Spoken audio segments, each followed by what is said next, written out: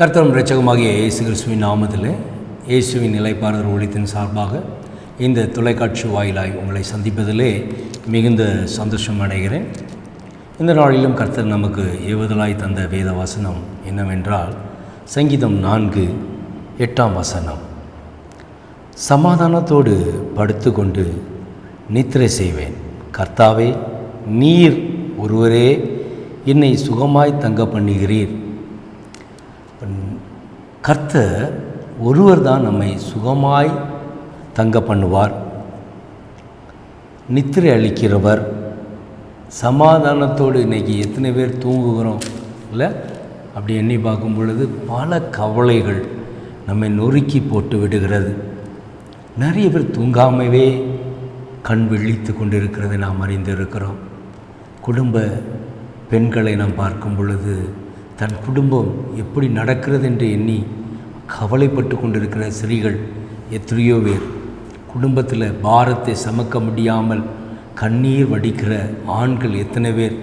அப்படி பார்க்கும் பொழுது பல மனிதர்கள் கண்ணீர் வடிக்கிறார்கள், பல விதத்தில் கண்ணீர் வடிக்கிறார்கள்.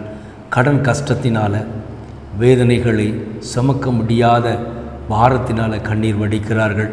சில குடும்பங்களிலே வியாதியினால் கண்ணீர் வடித்து கொண்டு இருக்கிறார்கள். அப்போது அவர்கள் படுக்கை எப்படியா இருக்கும்? தாவீது சொன்னது போல சங்கீதம் 6:6 நாம் வாசிக்கும் பொழுது, என் பெருமூச்சினால் இளைத்து போனேன், ராம் முழுவதும் என் கண்ணீரால் என் படுக்கையை மிகவும் ஈரமாக்கி என் கட்டிலை நனைக்கிறேன். நனைத்து கொண்டு இருக்கிறார் கண்ணீரால் தாவீது. அவ்வளோ ஒரு நெருக்கம். தாவீது ராஜா தான், ஆனால் அவருக்கே பெருமூச்சு இட்டு இளைத்து போகிற ஒரு சூழ்நிலை. அப்போ நம்ம இந்த உலக பாரத்தை தூக்கி சுமக்க முடியாமல் எத்தனை பேர் சோர்ந்து இருக்கிறீர்கள். ஆனால் கர்த்தரை நீ நம்பும் பொழுது கர்த்தர் உனக்கு சமாதானத்தோடு படுத்து நித்திரை செய்ய அவர் வல்லவராக இருக்கிறார். நீ அவரை நம்பும் பொழுது அவர் ஒருவரே நம்மை சுகமாய் தங்க பண்ணுகிறவர். அதற்கு நாம் நீதிமானாக இருக்கணும். நீதிமொழிகள் 18:10 சொல்லப்படுகிறது, கர்த்தருடைய நாமம் பலத்த துருவம், நீதிமான் அதற்குள் ஓடி சுகமாய் இருப்பான் என்று எழுதப்பட்டு இருக்கிறது. அப்போ நீதிமானாக இருந்தால் கர்த்தருடைய நாமம் நமக்கு ஒரு பலத்த துருவமாய் இருக்கும். நாம் அதற்குள் ஓடி சுகமாய் இருக்க செய்வார். அப்போது நாம் சமாதானமற்ற ஒரு வாழ்க்கை நாம் வாழ்ந்து கொண்டு இருக்கிறோம். படுத்தால் தூக்கம் வராமல், நித்திரை வராமல் தவித்து கொண்டு இருக்கிறோம். அதுக்காக மதுபானம் குடித்து வெறித்து தூங்கி கொண்டு இருக்கிற எத்தனை பேரை நாம் பார்த்துருக்கிறோம். தூக்கத்திற்காக குடிக்க ஆரம்பித்தவர்கள் இப்போ கை கால் நடுக்கத்தினால் குடித்து கொண்டு இருக்கிறார்கள். அப்போது அது நம்முடைய சரீரத்தை பாதித்து விடுகிறது. இன்றைக்கி நினைக்கிறோம் நம்ம தூக்கமே வரல, அதனால் நம்ம குடித்து வெறித்து தூங்கிடலாம் அப்படின்னு. இல்லை, ஒரு காலத்துக்கு பிறகு குடிக்காமலே இருக்க முடியாத ஒரு சூழ்நிலை தள்ளப்பட்டு விடுவோம். அதுமாதிரி தூக்க மாத்திரைகள் எத்தனையோ பேர் எடுக்கிறோம் இல்லையா? அதெல்லாம் சரீரத்தை பாதித்து விடும். இன்று எடுக்கும் பொழுது நித்திரை ஒரு வேளை வரலாம், ஆனால் காலப்போக்கில் நரம்பு தளர்ச்சிகள் வந்து சரீரத்தை பாதித்து விடும். அதனால் உள் உறுப்புகள் அவைகளெல்லாம் அது செயல் ஆற்றலை இழந்து போய்விடும். இன்றைக்கி அப்படி தான் நிறைய பேர் மருத்துவமனையில் மருந்துகளை எடுத்தும் பயனற்று போய் மரித்து போகிறதை நாம் பார்க்குறோம். உனக்கு நித்திரை வர வேண்டுமா? நீ கர்த்தரை தேடு, அப்பொழுது நீ பிழைத்திருப்பாய். ஒரு முறை ஈரோடு பட்டணத்தில் நான் ஊழியம் செய்து கொண்டு இருக்கும் பொழுது, இந்த இயேசுவின் நிலைப்பாறுதல் ஊழியத்தினுடைய ஜெபக்கூடியை நடக்கும் பொழுது ஒரு மனிதர் வந்தார். அந்த மனிதரை பார்க்கும் பொழுது சரீரம் முழுவதும் எலும்பும் தோளுமாக இருந்தார். அவருடைய கண்கள் வெள்ளித்து கொண்டு இருந்தது. கண்கள் அது பார்க்கும் பொழுது அந்த கண்கள் பல ஆண்டுகள் தூங்காதது போல காணப்பட்டது. அப்பொழுது அந்த மனிதன் என்னிடத்தில் ஜெபிக்க வரும் பொழுது அவரிடத்தில் கேட்டேன், தூங்கி எத்தனை நாட்கள் ஆயிற்று அப்படின்ட்டு கேட்டேன். அப்போ தான் அந்த மனிதன் சொன்னார், 7 வருஷம் ஆச்சு. தூக்கம் இல்லாத ஒரு மனிதன் 7 வருடமாக எப்படி இருந்திருப்பான்? ஒரு பைத்தியக்காரர் போல வந்தார், எலும்பும் தோளுமாய் வந்தார். கண்கள் விரிவடைந்து பார்க்க அவரை பார்க்கும் பொழுதே ஒரு பயம் உண்டாகும். அந்த அளவுக்கு எலும்பும் தோலுமாக இருக்கும் பொழுது கண்கள் விழித்து கொண்டு இருக்கிறது, தூக்கமே இல்லாமல் சரீரம் முழுவதும் அவர் பெரிய வேதனையோடு வந்திருந்தார். அப்போதான் அந்த சுவிசேஷத்தை அறிவித்து அவருக்காய் நான் ஜெபிக்கும் பொழுது, அடுத்த மாதம் மீண்டும் அந்த கூடிகைக்கு வரும் பொழுது தான் சொன்னார், அன்று ஜெபித்து போகும் பொழுது அதிலிருந்து இந்த ஒரு மாதம் நல்ல தூங்கினேன். அதற்கு பிற்பாடு அவர்கள் நல்ல தூங்கும்படி கர்த்தர் கிருபை செய்தார். பல போராட்டங்கள், தரித்திரியங்கள், அவருக்கு விரோதமாக சில காரியங்கள் செய்யப்பட்டிருந்தது. கர்த்தர் அதை நிர்மூலமாக்கி போட்டார். அவருக்கு விரோதமாக ஏவி விட்ட அந்தகார வல்லமையினுடைய கிரியைகளை கர்த்தரை அழித்து போட்டார். அதற்கு பிற்பாடு அவர் தூங்க ஆரம்பித்தார். ஒரு மனிதனை தூங்க விடாதபடி ஏவல்களையும் மந்திர சூனியங்களையும் செய்து அவனுடைய வாழ்க்கையை நாசப்படுத்தி கொண்டு இருக்கிற ஒரு கூட்டம் இருந்து கொண்டு தான் இருக்கிறது. அப்படிப்பட்ட கூட்டத்துக்கு விரோதமாய் கர்த்தர் எழும்பி நிற்கிறார். அப்போ ஒன்றும் செய்ய முடியாமல் தெக்கற்றவர்களாய் கர்த்தருடைய சமூகத்துக்கு வருகிற உங்களை கர்த்தர் விடுவித்து சமாதானத்தோடு படுத்து தூங்க செய்ய அவர் வல்லவர். நல்ல நித்திரையை கொடுப்பார், சொப்பனங்களை கொடுப்பார், தரிசனங்களை கொடுப்பார், வரப்போகிற காரியங்களை குறித்து எச்சரிக்கை பண்ணுவார். எல்லா காரியங்களும் இருக்கிறது. நீதிமானோடு அவருடைய ரகசியங்கள் இருக்கிறது என்று வேதம் சொல்லுகிறது. யோபு சொல்லுகிறார், என் கூடாரத்தின் மேல் தேவனுடைய ரகசியம் இருக்கிறது என்று. எஸ், நம்முடைய கூடாரத்தின் மேலே தேவனுடைய ரகசியம் இருக்க வேண்டும். அப்படி நாம் நீதிமானாய் நடந்து கொள்ள வேண்டும். அப்பொழுது அவர் அநேக காரியங்களை நமக்கு வெளிப்படுத்துவார், வழி நடத்துவார். ஆபிரகாமுக்கு அவர் செய்ய போகிறதை மறைக்கவே இல்லை. நோவாவுக்கு அவர் செய்ய போகிறதை மறைக்கவே இல்லை. ஏன் இவர்களுக்கெல்லாம் மறைக்கவே இல்லை என்றால், இவர்கள் கர்த்தரோடு சஞ்சரித்தார்கள், கர்த்தரை தேடினார்கள், கர்த்தரோடு இருந்தார்கள், கர்த்தரிடத்தில் விசாரித்தார்கள். அதனால் நாமும் சமாதானத்தை தேடி ஆங்காங்கே ஓடிக்கொண்டு இருக்கிறோம். இன்றைக்கி நிறைய ஜனங்கள் எங்கேயாவது போய் என் குடும்பத்தில் இருக்கிற அந்த குறைபாடுகள் நீங்கி சமாதானம் உண்டாகாதா என்று தேடிக்கொண்டு இருக்கிறார்கள். துக்கத்தோடு தெரிந்து கொண்டிருக்கிறார்கள். சந்தோஷமே இல்லாத ஒரு வாழ்க்கை வாழ்ந்து கொண்டு இருக்கிறார்கள். படுக்கை முழுவதும் முள்படுக்கை. எத்தனை சகோதரி எனக்கு தெரியும், தன் வீட்டில் இருக்கிற குழப்பத்தினாலும் போராட்டத்தினாலும் தூக்கம் இல்லாமல் கண்ணீர் வடித்து தன் படுக்கை முழுவதும் ஈரமாக்கி கொண்டிருக்கிற கண்களை நான் அறிந்திருக்கிறேன். தாவீது சொன்னது போல படுக்கையை ஈரமாக்கி கொண்டிருக்கிற குடும்பத்தாரை நான் அறிந்திருக்கிறேன். அநேக ஆண் பெண் அதில் வேறுபாடுகள் இல்லை. காரணம் நெருக்கம், போராட்டம்.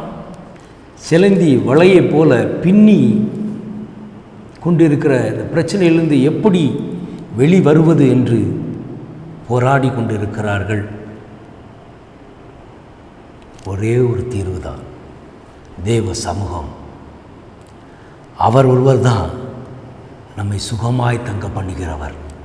அவர் ஒருவர் தான் சமாதானத்தோடு உன் படுக்கையில் நித்திரை செய்கிறவர். இன்றைக்கி நம்ம படுத்தாலும் தூக்கம் வரல, சமாதானம் இல்லை, சுகம் இல்லை அப்படின்னு புலம்பிக் கொண்டிருந்தீர்களானால், உங்களுக்கு சமாதானத்தை அருளும்படியாக, நல்ல நித்திரையை கொடுக்கும்படியாக, சுகமாய் வாழும்படியாக அவர் நம்மை ஒப்பு கொடுத்து சிலுவையிலே வெற்றி சிறந்தது நிமித்தமாய் நாம் இந்த சமாதானத்தை பெற்றிருக்கிறோம். அது உலகம் கொடுக்கிற பிரகாரமாக அல்ல. உங்கள் இருதயம் கலங்காமலும் பயப்படாமலும் இருப்பதாக என்று கர்த்தர் சொல்லியிருக்கிறாரே. யோவான் 14:27 சொன்னபடி என்னுடைய சமாதானத்தை வைத்து போகிறேன், என்னுடைய சமாதானத்தை உனக்கு கொடுக்கிறேன் என்று சொல்லியிருக்கிறார். அந்த சமாதானத்தை பெற்றுக்கொள்வதற்கு நாம் தகுதியுள்ள ஒரு பாத்திரமாய் மாற வேண்டும். நல்ல சந்தோஷமே இல்லாத நாட்களிலே நாம் வாழ்ந்து கொண்டிருந்தாலும், சமாதானற்ற வாழ்க்கை நீ வாழ்ந்து கொண்டிருந்தாலும், ஏதோ எதிர்பார்த்து இழந்து போய் கலங்கி நின்றாலும், நீ கர்த்தரை தேடும் பொழுது அவர் நமக்கு சமாதானத்தை அருள்வார், நல்ல நித்திரையை கொடுப்பார். கர்த்தருக்கு பிரியமானவருக்கு நான் நித்திரை அளிக்கிறேன் என்று வேதம் சொல்லுகிறது. சங்கீதம் 127 சங்கீதங்களிலே அப்படியாக வார்த்தை சொல்லப்பட்டு இருக்கிறது. அப்போ அவருக்கு பிரியமானவனாக இருக்க வேண்டும். அப்போ நம்ம பிரியமாக இருக்க வேண்டுமானால் வேதத்தை பிரியமாக இருந்து வேதத்தை இரவும் பகலும் தியானிக்கிற மனுஷன் பாக்கியவான் என்று சொல்லப்பட்டிருக்கிறதே. தியானம் உள்ளவர்களாக இருக்க வேண்டும். வேதத்தை தியானித்து அந்த வேதத்தில் பிரியமுள்ளவர்களாக நீ இருப்பது இயேசுவோடு இணைந்து இருப்பதற்கு ஒப்பாய் இருக்கிறது. அதனால தான் சொல்கிறாரு, என் வார்த்தையை கேட்டு நடக்கிறவன் கற்பாறை மீது அஸ்திவாரம் போட்டு கெட்டப்பட்ட வீட்டுக்கு ஒப்பாய் இருக்கிறான். பெரும் மழை அடித்தாலும் புயல் அடித்தாலும் அது அசைக்கப்படுவதில்லை, அது நிலைத்திருக்கும்.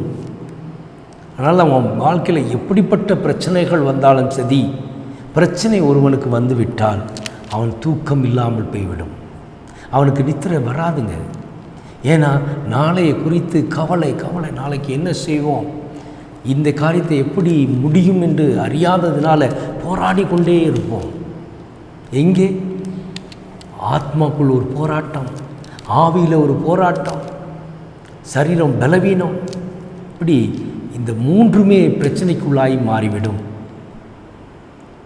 எப்பொழுதுமே மாமிசம் ஆவிக்கு விரதமாம், ஆவி மாமிசத்துக்கு விரதமாம், ஒன்றோடு ஒன்று அனுதினமும் போராடி கொண்டு இருக்கிறது. ஆவி ஒன்று சொல்லி ஆவியில் ஒரு காரியத்தை வெளிப்படுத்தப்படும் பொழுது, பரிசுத்த ஆவியார் ஒரு காரியத்தை செய்ய நம்மை ஏவும் பொழுது, மாமிசம் பலவீனத்தினால் இதை செய்ய முடியுமா முடியாதாங்கிற சந்தேகத்தை நமக்குள் திணித்து செய்ய வேண்டிய காரியத்தை செய்ய விடாதபடி போராடுவான். அவனுக்கு இடம் கூடாதிருங்கள். அவனுக்கு இடம் கூடாதபடி நாம் எச்சரிக்கையாக இருக்க வேண்டும். அப்பொழுது தான் நாம் ஆசீர்வாதத்தை பெற்றுக்கொள்ள முடியும். இது ஒரு பெரிய ஆசீர்வாதம். சமாதானங்கிறது ஒரு பெரிய ஆசீர்வாதம்.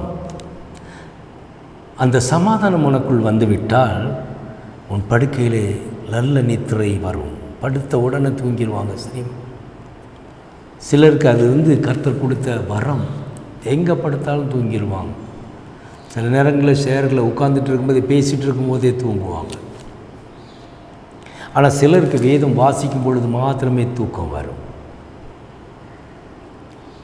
அது காரணம் என்னவென்றால் வேதத்தை தியானிக்க விடாதபடி பிசாசானவன் போராடி கொண்டிருக்கிறான். நீ வேதத்தை எடுத்து விட்டாயானால் நீ ஜெயித்து விடுவாய். நீ வேதத்தை எடுத்த உடனே நித்திரை வரும். ஆனால் நீ படுக்கைக்கு போனோடனே பயம் வந்துவிடும். பயமும் திகழும் என்ன ஆகிடும், தூங்க விடாதபடி கண்ணீரால் நிரப்பப்பட்டுவிடும்.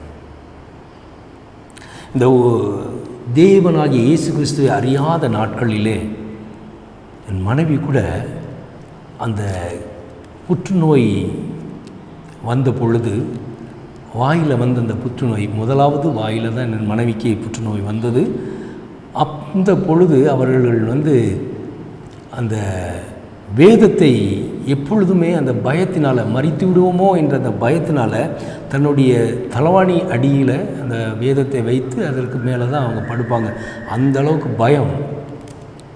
வேத புத்தகத்தை தன்னுடைய தலவாணியின் அடியில் வைத்து அதன் மேல் படுத்து உறங்கினார்கள். பிற்பாடு அவர்கள் ஜெபிக்கும் பொழுது அந்த கண்ணீரால் அந்த வேத புத்தகம் ஒவ்வொரு அந்த பகுதியும் நினைக்கப்பட்டு இருக்கிறது. இன்றும் எனது சாட்சியாய் நான் வைத்திருக்கிறேன். அது ஒன்றோடு ஒன்று ஒற்றி போய் இருக்கிறது. கண்ணீரோடு விதைத்திருக்கிறார்கள். அந்த வேத புத்தகம் முழுவதும் நினைக்கப்பட்டதினால அந்த கண்ணீர் ஒன்றோடு ஒன்று அந்த பக்கங்கள் ஒட்டி இருப்பது இன்றும் நான் அதை சாட்சியாய் வைத்திருக்கிறேன். எதுக்கு சொல்கிறேன்னா, அந்த பயத்தை போக்குவது வேதந்தான்ங்கிறதுனால அதை அப்படியாக வைத்து அந்த பயத்திலிருந்து விடுதலையாக்கப்பட்டிருந்தார்கள்.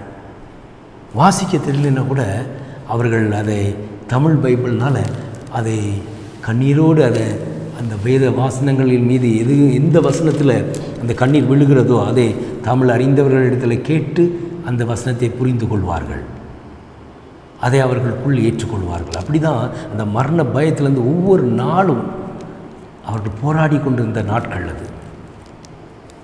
இன்றும் அந்த வேத புத்தகம் வைத்து கொண்டிருக்கிறேன். அப்போ நான் எதுக்கு சொல்கிறேன்னா, அவர்களோ வேதத்திலே கண்ணீர் வடித்தார்கள். இன்றைக்கி நான் ரட்சிக்கப்பட்டு ஒரு ஊழியக்காரனாய் உங்களுக்கு முன்பாக நின்று பேசி கொண்டிருக்கிறேன். எத்தனை பேர் தன்னுடைய கணவர் ரட்சிப்புக்காக ஜெபித்து கொண்டிருக்கிறோம். குடும்ப போராட்டத்தில் விடுதலை பெற்றுக்கொள்வதற்காக ஜெபித்து கொண்டிருக்கிறோம். நீ படுக்கையில் கண்ணீர் வடித்த என்ன பிரயோஜனம்? தேவ சமூகத்தில் கண்ணீர் வடிக்க வேண்டும்.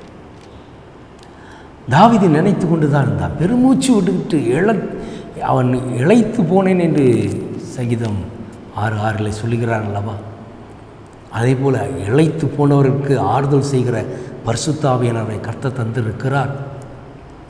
நீ வேதத்தை தியானிக்கும் பொழுது ஆவியானவர் அந்த வார்த்தைகளை உறுதிப்படுத்துவார், உன்னை பலப்படுத்துவார், சகாயம் உண்டு பண்ணுவார். உன் கணவருக்காக ஜெபிக்க வேண்டும், உன் மனைவிக்காக ஜெபிக்க வேண்டும், உன் பிள்ளைகளுக்காக ஜெபிக்க வேண்டும், உன் பேர பிள்ளைகளுக்காக ஜெபிக்க வேண்டும். பிரச்சனைகளை மாத்திரம் நீ காத்து கொண்டிருந்தால் என்ன பிரயோஜனம்? சமாதானம் இல்லையே சமாதானம் இல்லையே என்று சமாதானத்தை தேடி ஒவ்வொரு இடமாய் ஓடிக்கொண்டிருந்தால் என்ன பிரயோஜனம்? அநேகர் மந்திரவாதிகளையும் அவருடைய குறி சொல்லுதலையும் தேடி செல்கிறார்கள். எது என்ன நடக்கும் அப்படின்னு கேட்க. ஆனால் அவர்கள் சொல்வது அப்படியே நடக்குமா? இல்லையே, எல்லாம் அப்படி அல்ல. ஆனால் கர்த்தர் சொன்னால் நடக்கும். அவர் சொல்ல ஆகும், அவர் கட்டளையிட நிற்கும் என்று வேதம் சொல்லுகிறது. கர்த்தராகிய இயேசு கிறிஸ்து அவருடைய இரத்தத்தினால் நம்மை கிரியம் கொடுத்து வாங்கியிருக்கிறார். அவரே நம் தேவன். அவரை தவிர நமக்கு ஒரு தேவனும் அல்ல, ஒருவரும் அல்ல. அந்த உறுதி நமக்குள் இருக்க வேண்டும். கர்த்தராகிய அவர் நம்மை சமாதானத்தோடு நித்திரை செய்வார். உன் சமாதான குலைச்சலான எந்த காரியம் உன் வாழ்க்கையில் நேரிட்டாலும் அதிலிருந்து விடுதலை கொடுத்து உன்னை வழிநடத்த அவர் ஒருவர் மாத்திரமே நமக்காக கொடுக்கப்பட்ட ஜீவ அப்பமாயிருக்கிறார். நம்மை சுகமாய் தங்கும்படி அவர் பலவீனங்களை எல்லாவற்றையும் ஏற்றுக்கொண்டார். நம்முடைய சுகவீனங்களை எல்லாவற்றையும் சிலுவையிலே சுமந்து தீர்த்தார்.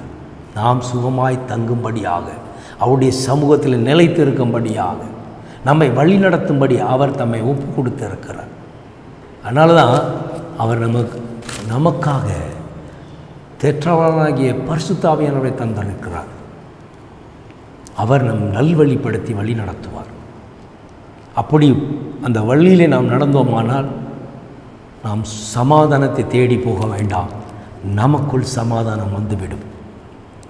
அந்த சமாதானம் நம் படுக்கையில் நித்திரை செய்யும்படி செய்வார். எழுந்திருக்கும் பொழுது சுகமாய் தங்கும்படி செய்வார். அதனால் நீ படுத்திருந்தாலும் எழுந்திருந்தாலும் கர்த்தர் உன் அருகிலே இருக்கிறார். அவர் உன்னை வழி நடத்துவார். நீ அவரை உறுதியாய் பற்றி கொள்ள வேண்டும், உறுதியாய் நம்ப வேண்டும். அப்பொழுது இந்த உலகம் கொடுக்காத சமாதானத்தை அவர் நமக்கு தந்தருள்வார். நல்ல நித்திரையை கொடுப்பார், நல்ல சுகத்தை கொடுப்பார். நிச்சயமாக நமக்கு நல்வழிப்படுத்தி நம்மை நடத்துவார். என்னுடைய இணைந்து ஜெபிங்கள்.